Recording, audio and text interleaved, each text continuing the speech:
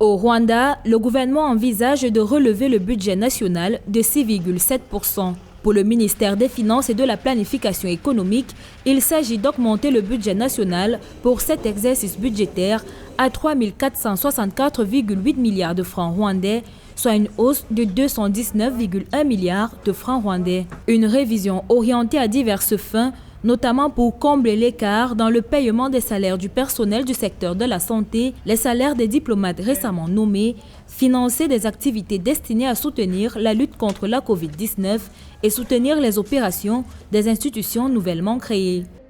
Les ressources nationales devraient augmenter de 179 milliards de francs rwandais, passant de 1,605,7 milliards de francs rwandais dans le cadre du budget initial à 1784,7 milliards de francs rwandais, soit une augmentation de 11,1%. Cette augmentation proviendra de toutes les catégories fiscales, à savoir les impôts directs, les taxes sur les biens et services et les taxes sur le commerce international en raison de la reprise économique des affaires et de l'amélioration de la perception des impôts.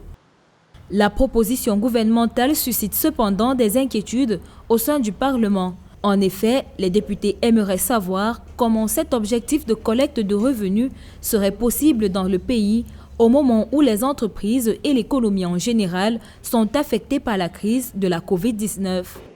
L'une des meilleures idées d'augmentation des recettes budgétaires, c'est de sécuriser ou d'accroître la sécurité de collecte des recettes déjà prévues. Et c'est cette méthode immatérielle de collecter les recettes qui va sécuriser davantage et augmenter le niveau des recettes. Et c'est ce niveau des recettes qui va permettre de financer le gap social que le Rwanda veut atteindre.